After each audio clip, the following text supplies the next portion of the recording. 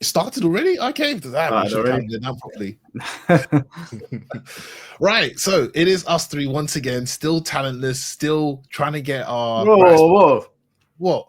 Talentless? They speak for yourself. Talentless. We're not quite there with the podcast game yet. We're working on it, right? That's literally talentless is a very, very, very powerful statement. That's right, you at Mario too, but you don't need to speak about yourself when it comes to the podcast. Let's carry on. Yeah, you're right. Maybe at Mario 2, I'm talentless. At Crash 2, you're talentless. Mike's just we're not starting with this kind of standard. No. This is a wrestling podcast. We'll save the gaming stuff for another time. I'm a tech god, mate. Good evening, everyone. Welcome to yet another Nation of Conversation podcast. We're with us three here, Halo Supreme, Jay Miller, myself, the Stamp Stories. Gentlemen, let me quickly ask you, how have your weeks been? Can't complain, honestly. Week's been all right. Just taking it through step by step. No complaints, bro. You? Can't complain. So I was just about to repeat the exact same words as you. I'm still in the middle of my puppy training arc, so she's getting better with things. Wrestling, in my opinion, is as entertaining as ever, but there is a lot to consume with very little time between the projects that we do. Halo Supreme, how's your week been? Week's been good, man. Beefing on my other channel with people. Got some new beef to address today. Woke up to it. On my slimming down journey because of Christmas. I'm drinking my bananas and mango. Yeah, wrestling's been good. Wrestling's been very good. I just finished watching Raw. I was very impressed with it. Don't really have many complaints. Okay, so I know we're supposed to do a Raw recap, and we might get to that, but I figured, hey, maybe what I'm about to bring up to you two could be a bit more interesting to cover. Recently, I'm sure you two may or may not have heard, Jeff Hardy had a conversation with, I believe, a journalist or such about the Hardys' journey through wrestling, talking about their experiences, etc. It was with Chris, Jeff CVV. It was with CVV. CVV? Chris Van Ville? I don't know if it was him. I'd have to double check those sources because I saw the video of him talking with someone, but I don't know who the person was. So, pretty sure it was him. Well, okay. I thought it was at Express News or something, but we can double check that afterwards. The point is, in that conversation, Jeff mentioned a few opponents that he would love to have a dream match with. For example, the Motor City Machine Guns, Roman Reigns' name popped up, and one or two other superstars. And at first, I took that as an insult, thinking Jeff's demanding a match with Roman Reigns, etc. But I think that was just more how people fancy book themselves, if the opportunity arose. So then it got me thinking, do you, the people, those of you at home as well, believe the Hardys need yet another... No, I shouldn't say it like that because that paints a narrative. Do you believe the Hardys should have another WWE run? Me personally, I don't need another one. I'll give my reasons why afterwards, but I want to hear from you two, yes or no first. Just off the rip. Yes, but probably not for the reasons that you think. Go on. No, wait. Before you go on, Jay, yes or no? I'm good on it. I must admit, I'm good on it. I don't hate the idea, but I'm good on it. I'll let Mike and you guys expand first. Right. Mike, expand. So I think the Hardys should have one more run in the WWE because they're part of TNA right now. TNA's got that partnership with WWE. They're obviously working closely with NXT. The Hardys are legends. They can use their career to enhance other tag teams so we can get them to catapult other legendary tag teams because Jeff and Matt, they can still go, obviously not to the level they used to, but they are the champions. I watched them wrestle. For older guys, they're pretty nimble. So I don't think they should have a run in the sense that they're running over other talent or they're winning the tag team titles. I think they should have a run in the sense that they go to NXT and they help enhance the talent that are going to go up to Raw and SmackDown one day. So I don't have a problem with the Hardys being in WWE. In terms of like main event runs against Roman Reigns, I don't know what Jeff was smoking there. That is all kinds of madness. I don't know what he's talking about. It's certainly not Matt. Okay, Jay. Right. So with what they want to do, or at least what they wanted to do back in the day when they first came back, when they all surprised us at WrestleMania, that was amazing. That was good times. Then obviously things kind of just deteriorated, unfortunately, right? So Yeah, them being in TNA and everything, and there probably being a far better outcome if they were to come back and do something. Yeah, it could be productive. Do I want to see Jeff versus Roman? No, at all. Not even remotely, really. I don't think that it wouldn't be a decent enough match. I don't think there wouldn't be anything at all, but at the same time, does it need to happen? For me, no. Not just again, I don't see why, but I mean, people would be into it. I don't think like Jeff Hardy, regardless of what he does, will always have a place, right? Like whether you like that or fact or not, he will always have a place.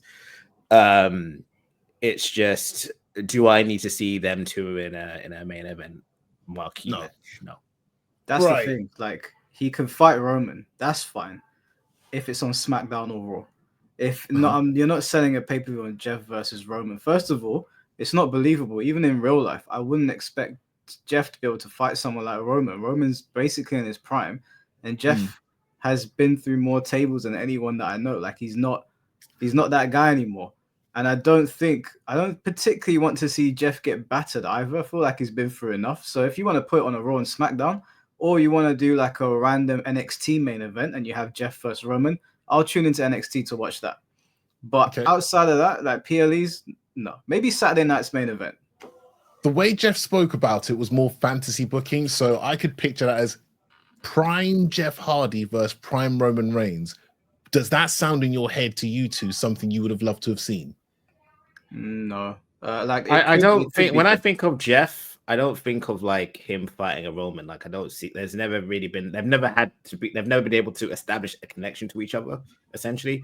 So I wouldn't think of him as like the perfect dance partner. Like I don't even know. Like, did he get to elaborate why it would be a dream match of his, or is it mostly just because of who Roman is? I would have had to have watched the whole interview, and admittedly, I'd not watched the whole interview, but I heard that, and it got me thinking. And the reason I didn't immediately kick it down was because I remember Jeff for a short while had a world title run.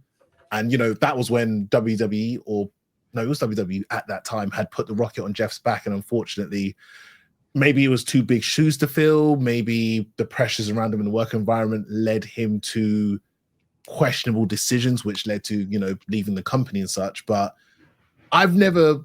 Maybe it's because I wasn't there to watch Jeff actually have the world title run, how he wrestled, how he moved in the ring, who his opponents were. So he would go one-on-one, I imagine, with a Triple H or a Batista. But maybe in terms of caliber of wrestler, Roman overall is higher than the peak Jeff reached. Does that make sense? Of course. Like Roman's well, you could argue Roman to being one of the greatest of all time in terms of character work. His run from 2020 up till now has been peak. And then even before that, when the crowd were against him, it's not like he was putting on bad matches. His match with AJ Styles on Raw was sick. He won multiple world championships. He fought Brock Lesnar multiple times in the main event of WrestleMania. Like, there's not even no disrespect to Jeff. In terms of tag teams, Jeff and Matt are up there with the greatest of all time. But singles run, Jeff is respectable. It's better than a lot of other people. But it's not Roman Reigns is like a dynasty at this point. Okay. Yeah. Jay, anything you want to add to that? No, I think he's hit on the head that everything I feel I should be doing an echo, really. No disrespect to Jeff, obviously. It's just, that's just how it's gone. And in terms of like being able, like, I'm not going to go too deep into it or like talk about things that everyone knows about and has repeated, but just in terms of being able to carry yourself as a single star and be reliable, etc. You get where I'm going with it, right? So yeah, Roman's obviously done that, like just reliably year in, year out. And unfortunately for Jeff, obviously he's had times where it's been better for him and everything, but to go out on that length, we've never seen that from him, unfortunately. So, yeah. Okay. So let me present to you another dream match scenario, because a long time ago, this kind of thing did happen. Jeff Hardy today versus CM Punk today.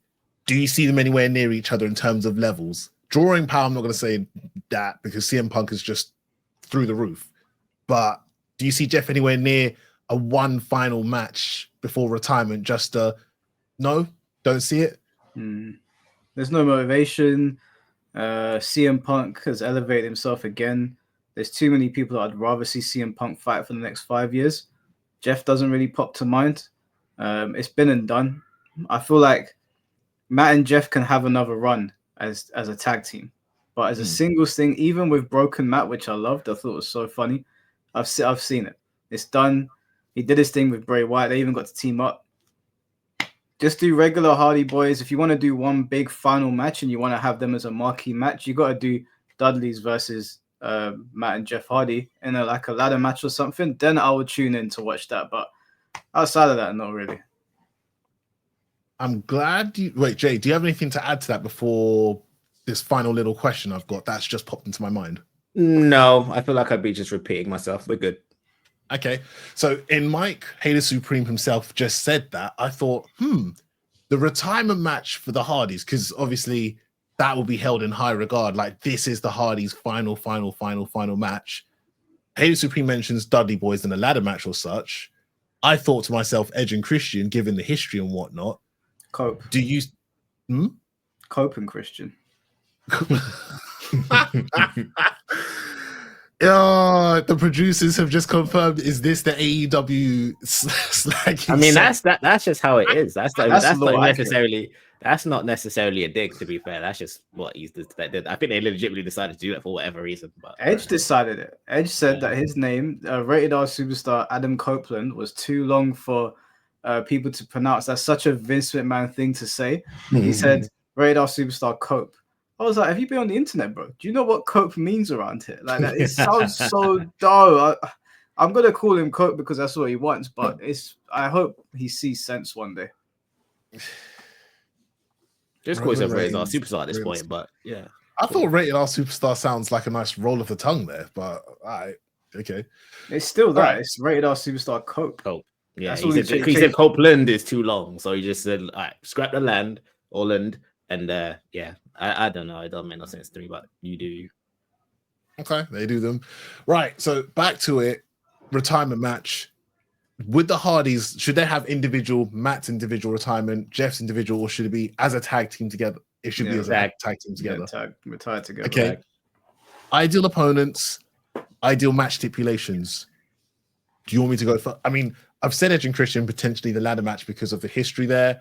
I wouldn't be mad at it being the Dudleys instead. I wouldn't be mad if it's one final, maybe not TLC because they've all... I don't want them to get hurt any further, but a triple threat... It'd have to be TLC if you did that. You kind of have to do it. And they would want that as well. Ooh. I mean... Okay, well, Devon is... I'm pretty sure... maybe he'd come back for a final match, but I'm pretty sure he's outright said he's out here. He's done. He's good. Yeah, Shawn Michaels said that as well. Look what happened.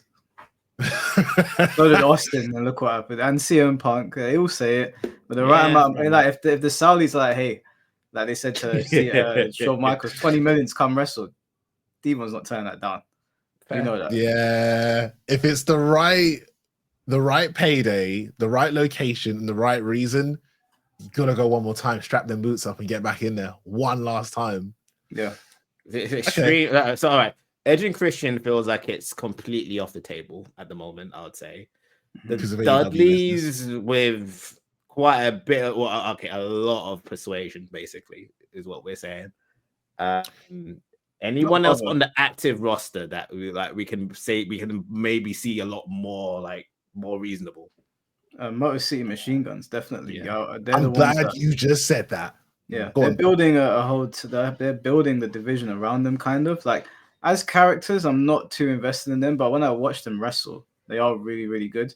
So if you want to elevate them where they're lacking in personality, put them in matches with legends where they can kind of carry the match and make the legends look good and go over. That's one thing you could do. There's loads of factions in WWE right now, though. So there is a way to do it, but they're so old as well that it's like, do we want to kill them out there as well? Do we really want to do that?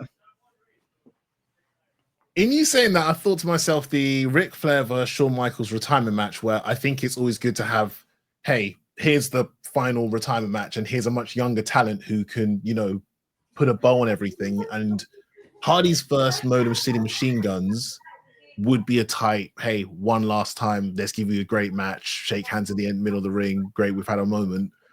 Then I got to thinking, I wouldn't say no to seeing the Usos versus the Hardys. But obviously, I would put the Usos over because I like their style of tag team, and it is the current tag team. One last time, Jay and Jimmy together. Hey, we're gonna put the Hardys out of action respectfully, that kind of thing. I wouldn't say no to that. Yeah, I don't know. I don't know what you do with the Hardys. I think I'd rather just stick on enhancing talent in NXT. They've done everything they need to. I don't think there's. I mean, you're not going to have an argument for greatest of all time about having the Hardys in there. That's not going to change much. Whether they come in and injure themselves and make a mockery of themselves, or they have a good match. I sincerely hope that don't happen, man. I hope that doesn't happen, but they've kind of cemented their legacy. And then with Cope and Christian, like I can't believe you're sticking to this name. I can't get over it. Listen, if you ask me to call you stupid, I'm going to call you stupid. As much as I respect what Edge has done, and I respect everything that he was in WWE and everything he brought to the table, because he was one of the greatest. I would still say he is. His legacy is there, even though the AEW work has not been great. But if he wants people to call him Cope, it's not like I'm insulting him. That's his bloody name, bro. He told me to call him that. Cope. So if Cope and Christian stay over in AEW, it's kind of dead in the water. And as far as like the Edge and Christian thing coming back to WWE, it would be kind of hard because Christian's character has changed a lot. Oh, he is an absolute villain. I heard he's a villain, and he's one of the ones that went to AEW, and I prefer his character over there than what was in WWE. To be fair with Christian, I feel like you could basically make that statement about TNA too. Like, there's a lot with Christian where he's one of the few where he outright developed so much better outside of WWE. He didn't have someone kicking his back in on a regular basis in WWE. We all know what I'm talking about. So, like, with him in particular, he just flourished basically everywhere else that wasn't WWE. Then he comes back, gets given a bit of respect, has that same respect taken away from him within an instant. And it's just like, okay, we're back to square one. So for him, I'm happy for him that he's done everything he's been doing away from WWE. I think he'd be in better hands with Triple H. I do. And I think I know he'd probably be able to do what he's doing over from there and bring it over here, I think. And you could even argue, I mean, I don't know if it's too late, but even like the concept of Bully Ray, right? Like, they like Vince weren't doing all that. He weren't allowing all that. He was like, no, you Bubba, you ain't no bully. Do all that madness. Go back to that character. We ain't trying to see no bully. So at least with this now, like with Triple H at the helm, you're gonna see people who, if they were to come back, actually be the character that they invested in, got over with, and actually get a better product from them. Yeah, but I still don't want to see them all on the main roster. The main roster's packed. Put them on NXT, help them enhance talent. If you want to have a big send off, do it at NXT event or something. Okay, I'm fine with that. And I wrote down a little topic here that's now come to mind, but we'll do that on a separate episode because you're right. Christian in AEW has been able to really explore the character, and as a result, I feel like he stands out amongst the roster, in my opinion. So I wrote down here, which maybe one day we'll get to talk about, 3 superstars that flourished outside of WWE.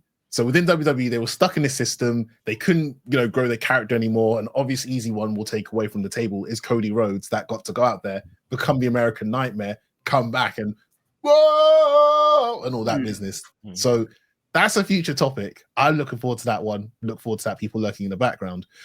But for now, we've broken down the Hardy topic. We've broken down the Jeff Hardy topic. Again, we're not trying to kick them back in because, we grew up in that era. The Hardys are immortalized as one of the top tag teams of all time.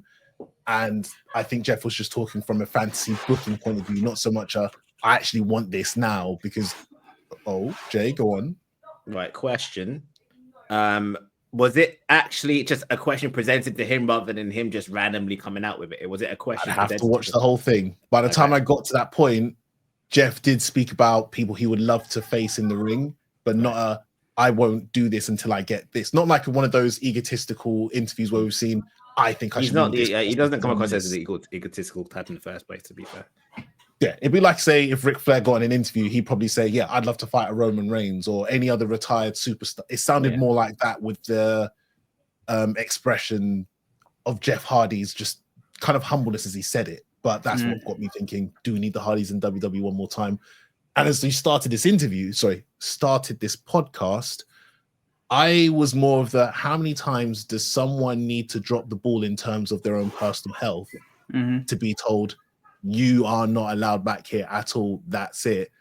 But then again, you know, I changed my mind as I started discussing it, and I had a heart for Jeff, and I'm like, It's because he's a legend. So if he wants to do something, I kind of feel disrespectful to him to say you can't do it. But at the same time, I'm like, how many more times are you gonna fall off a ladder, bro? Like, you need to stop. It has to. And the thing is, a final Jeff Hardy match kind of has to be chaotic as well, because it's Jeff Hardy.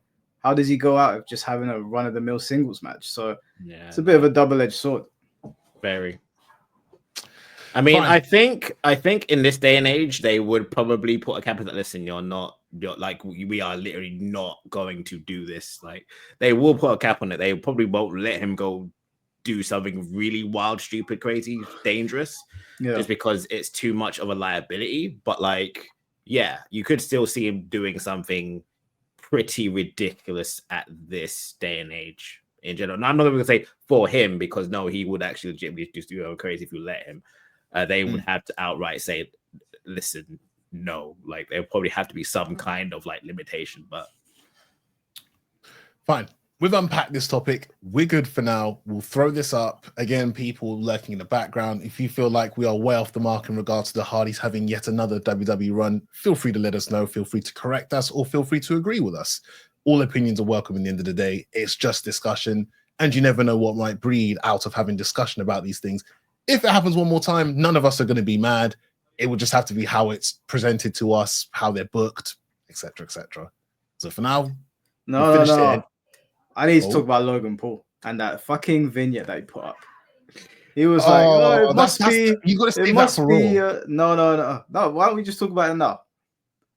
Why not talk about it now? Okay, go ahead. Why is this guy? No, wait. What about a separate Logan video? This could be a separate one. Really? Yeah, I ain't doing two, bro. It doesn't need to be a second. There's still things to discuss because we're talking about what happened in the week, right? So we might as well just talk about what happened in the week and then do a separate video for something else. Okay, let me get my Logan hate off my chest. This guy puts up a vignette and he goes, "Must be so hard being a Logan Paul hater." I was like, not really, to be honest. You make it easy. He puts up this vignette and he's like, "Oh, you know, he's the best at everything." And the thing is, everyone knows that whatever Logan does, he's good at. He's also good at scamming people, though. And the thing is that when you put something up like that and you try to ignore the fact that you're a bad person and you paint it under the guise that people hate you because you're successful, that's not true. Otherwise, we would hate all successful people. So I'm sitting there watching that vignette, and I'm like, I see what they're trying to do. They're trying to lean into their heelish character to make me hate him to want to watch it. I'm watching it. He also tells another lie in the vignette saying he's the only man that's ever beaten Floyd Mayweather in a fight. I don't even know why WWE let that air. That's almost slanderous. That's a lie. That's exactly why they did it, but carry on. Yeah, so I was watching and I was like, I see what they're trying to do. They're trying to make me hate him so that when someone fights him, I'm going to be like, yeah, beat up Logan. I want to tune into that. And at the end of the vignette, I was like, nah, I want you off my screen. I don't want to see you on my screen. It's not because he can't wrestle, because he can. It's not because he's not good on the mic, it's because he is. It's not because he's not successful, because he is. He's just a dickhead. That's the bottom line. I don't think he's understanding. He's just a dickhead. Yeah, he's got all the money in the world. He's got a pretty girlfriend, although you know that all that stuff happened to Dillian and Dennis. I wouldn't want to go through that. But I don't know anyone that would want to be Logan. Maybe have his money, but not be him. So I had to get that off my chest. That's a good point. Would anyone out there actually want to be Logan? They'd want his money, but would actually want to be him? I don't think anyone would. Fuck that, bro. Fuck that. He's super successful, but there's loads of super successful people on the planet. Do I want to be Bill Gates? No, thank you. Would I like his money? Of course. There's two different things. So again, talking out of his ass. Also, I do want to say that I watched Kurt Angle's interview, and the Perk Angle part kind of broke my heart because he was talking about how he knows the internet loves saying it, but it always reminds him of a dark time in his life and it upsets him. So I was like, you know, I respect this man so much. No more Perk Angle memes. That will die on that. It died for me on that day. So for me, okay, I thought we were going to talk about this later, but yeah, this is supposed to be a separate. It's supposed to be. Are we gonna expand on it now, or are we gonna expand on it? He's opened the floodgates. We've opened up the can of worms. Fine.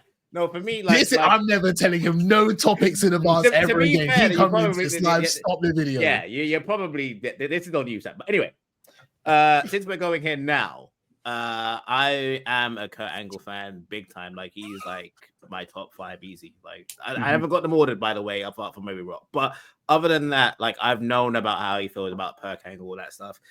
Even before the meme and all that, when that was all established, like what, over a decade ago at this point. This is stuff that he's not broadcasted before. Like this is not new to us. I know that he's never enjoyed that, and he's already stated that he's never been on perks like that. So like he just doesn't enjoy that. He never has. But I didn't even know what it was. So it's not something that I needed to or wanted to even joke about. It's just like you've got this guy killing himself on a regular basis, like putting on a show for all of us lot, right? And that dude does too much, has done too much. And if he was able to, he would continue to put himself in jeopardy for our entertainment. That guy, I have nothing but the utmost respect for. I love Kurt Angle, man, sincerely. It's going to be a hard watch because I've not watched the interview. I've not watched the interview yet. Bro. It made me upset. Yeah, it's going to hurt my feelings. I know it is, but I'll watch it anyway for the sake because it's Kurt Angle. But like the stuff that I did see, like I'm aware of this, and just seeing that stuff alone is already bad enough. But when he was doing the TNA run and putting on some of the best shows and the best matches that he was ever even doing, like on a technical and performance standpoint, some shit times in his life, but he kept doing it anyway, even at his own jeopardy, right? And yeah, it sucks, honestly. Yeah, it does suck. I think I was watching it, and because his arms have obviously shrunk because of everything that's happened to him, and he was talking about how his neck is in constant pain. Like he didn't even get a fusion done; his neck fused together on its own because of all of the loss that he had behind there. And he was talking about the Perk Angle thing. Now, I never knew that he didn't like those memes. I had no idea. I know he didn't like the fact that people kept on saying that he was taking stuff during his run, but I didn't know the memes were actually upsetting him. So when he was talking about it, it was like that people are not doing it in bad faith and that he's not going to tell the fans to stop doing it. But then Chris asked him, does it hurt your feelings? And he said, yeah, it hurts his feelings. And he sort of smiled, but he had like this, it was like a dead smile. And I was like, because Kurt Angle he's in my top 5 in-ring wrestlers. Kurt Angle, Eddie Guerrero, Shawn Michaels, Bret Hart, and then I think maybe peak Undertaker when he came back as the Dead Man for the second time. I think those are my like top 5 in-ring in terms of like matches and whatever. But just seeing him like that, I was like, man, because Kurt Angle was a machine when he was leaving WWE and then when he entered TNA, literally a machine. And when I see his more intense version of his character, and then see him sitting in that chair, like looking a bit disheveled, and he's like, "Oh, I'm just thankful to like be alive and be a husband." I was sitting, and I was like, "No more Perk Angle memes. It's over. It's done." Okay, fine. Yeah. I mean, I think someone within the X comments had said we should call him TN Angle, as in his TNA run was obviously in terms of what he did for wrestling, legendary, instead of Perk Angle to remind him. Obviously, it's still reminding him of that same time period, but not so much taking jabs at what he was going through at the time and what he was taking to get through it, but more just during this run of his wrestling career, that was his highlight. For what about peak Angle? The peak Angle, you can do it, but it's too close. It's too close. Just let it die. Just let it die. Just peak Angle. You start typing in peak Angle, the phone auto corrects Perk Angle. You put out that tweet. Just let it go. Like it's nice. It's a nice little like. Okay, no, we can change that and peak. We know what you mean and everything, but it's like just you can show appreciation in another way, man. Like Jesus Christ. When it comes to him, it's like, despite him being beloved, he's always had to do some bullshit like "you suck," but we mean it affectionately. Yeah, like for fuck's sake, bro. Like just I don't know. Like it's so weird with him. Like that dynamic is so weird. Like everyone loves him up, myself included. It's just like Jesus. Like for someone who is so beloved, at the same time, he has to deal with a lot of bullshit and just has to shrug it off or just awkward smile about it or just be like, It's a part of my career, man. Love it or hate it, kind of deal. Do you know what? He actually did that in the interview because they spoke about Rikishi giving him the stink face, and Rikishi didn't wipe his ass, which is absolutely diabolical. If Rikishi had done that to like Kane or The Undertaker, they might have murdered him. So I don't have many things to say nice about Rikishi, man. So I'm just. I know. Right now, I know a lot of people don't, but Kurt Angle was basically saying, like, Chris Austin, did that not piss you off? Did you not want to beat up Rikishi when you got to Gorilla? And he was like, nah, I was a pretty like quiet guy. Just, you know, people like taking the piss. I just let it go. And I was like, oh man, do you know what? Yeah, if I hear someone say you suck Kurt Angle one more time, I might angle slam them. Right. So tiny bit of context. And I believe I might have heard this from Bruce Pritchard's Something to Wrestle With a long time ago. I could be wrong, so please don't quote me on this, or feel free to correct me if you know where I actually heard this information from, because someone at some point had said about Rikishi giving stink faces how he would decide how that will go down in terms of if he liked you, he'd take care of you, he'd make sure that was clean, etc. But if y'all had a problem or you had a receipt coming to you, a receipt as in, hey, you hit me a bit too hard a long time ago, or that chest shot was a bit too on edge, yeah, I'm gonna get my lick back at some point. Maybe that could have been the reason why. Yeah, a grown man punches you if you punch them. A grown man does not rub shit in your face with his 300-pound ass. I'm sorry. All respect to that family and what they've done for wrestling, but that of all the ribs that I've heard so far, I've heard that Randy Orton apparently took a shit in Stacy Keibler's bag. People taking the piss out of people backstage, getting thrown out of locker rooms. Of everything that I heard, where Kurt Angle said that he rubbed his face in his ass and he hadn't wiped, I actually said, no, Kurt, you should have dealt with him there and then. That's unacceptable behavior. He should have caught a fade. A rib is a joke. We don't know from Rikishi's point of view if that was lick back for something or kick. I don't give a flying fuck, man. There's no justification for that shit. There's no justification. I'm keeping quiet because believe me, there's other shit that apparently got reported way back when, and I'm just. We like, don't know. Like, no, you say there's no justification, but you don't. Bro. Listen, I don't listen. We can have a disagreement of some kind. There is no fucking chance. There's no justification where you're gonna tell me that your fucking batty is not clean. You've got fucking shit on your behind, and you're rubbing it on my face. That's just right. The only way you can justify. I have to disagree. I'll give you a scenario. What if Kurt Angle was? Right, I'm Rikishi. My wife is with me. We're going through. Kurt Angle does something crazy. Like what? Like what? Listen, it could be as far as in grabbing my girl or something like that. Like I rub my ass in his face. So if that ever happened, we damn well know we're hearing about it. If that damn well happened, we know we're hearing about it. So we're creating. Wait, you say we're hearing about it, but back then we wouldn't hear about these things. We damn well know we would have heard about that by now, brother. I'm sorry, Stamp. I gotta agree with Jay here. Like, stop it. This is mad. We're creating fabrications and bullshit at this point. Stop it. If I did something to slat your lady, whether it's grab her bum or push her or whatever, and your response is, I'm gonna rub my dirty bum in his face. I'm sorry, bro. I don't care what I did to your wife. You're gonna catch a fade. The only way Kurt Angle would have been on the receiving end of this, and I'd say nothing, is if Kurt Angle went to pick up his lunch and as a joke he put pigeon shit in his meatballs or something. Then I'd say, okay, cool, you shit for shit, whatever. But there's no reality where I punch you in the ring or you owe me a receipt and your response is, I'm going to rub my 300-pound dirty bum in your face. Are you insane, bro? I'm sorry, man. If he did that to like Vader, can you imagine a scenario? That's like an ECW original. Like what's a New Jack? Bro, he'd be in a coffin. He'd be in a coffin. No. One of them is not coming out. We know that already, but let's not even go there, boy. That's next level. Like that, there's retaliation on site. We know that already. Levi, I can't believe you're honestly saying this. You can't be serious. No, we are. What do you mean? If you do something to me and it's shit related, then an acceptable response is shit. But if I slap your girl and your idea is you're going to rub your dirty bum in my face, I'm going to slap your girl again. Okay, insane behavior. And hold on. Again. This is some next fabrication bullshit we're talking about here. This is something like what we doing? But both of you just said I can't think of a scenario where this is acceptable, and I just then not. said It's Wait. not like it's not. Wait, In this even in this day and age, right? Obviously, it wouldn't be. But back then, you're still taking the fucking piss. Stop it! You're taking the absolute. Because I'm going to say one afterwards.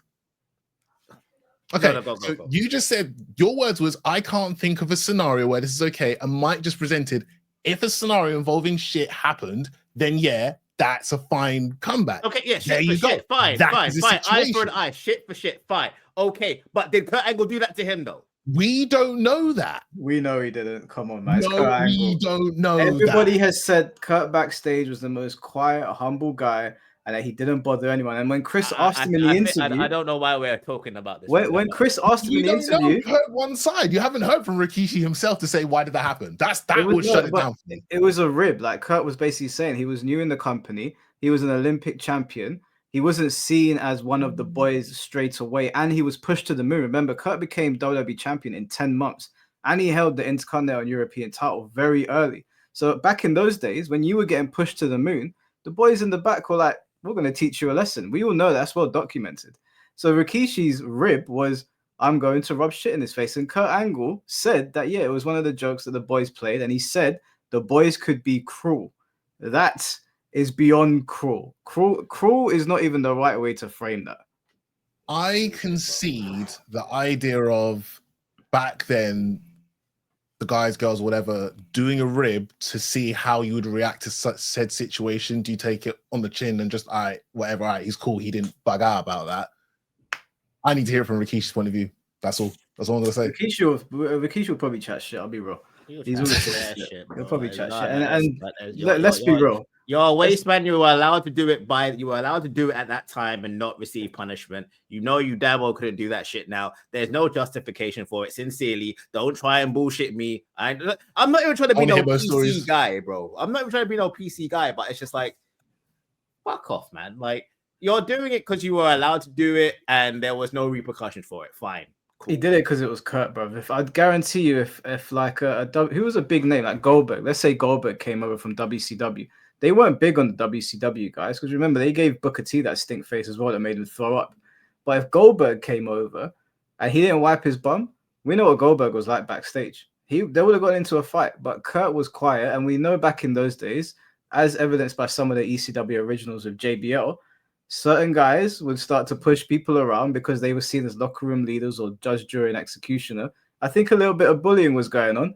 And even though Kurt is not going to speak down on him, I'm sorry, bro, you rub shit in my face, there's going to be repercussions. Severe. Right.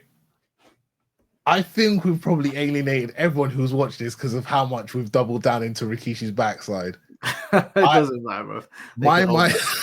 We just lost 10 subscribers with this video going out. But my final point is, since this obviously part of the interview just came out earlier today, I would love to hear Rikishi's take on that, or if he says anything about it, I'm definitely going to be paying attention. If he says nothing, it doesn't matter, whatever.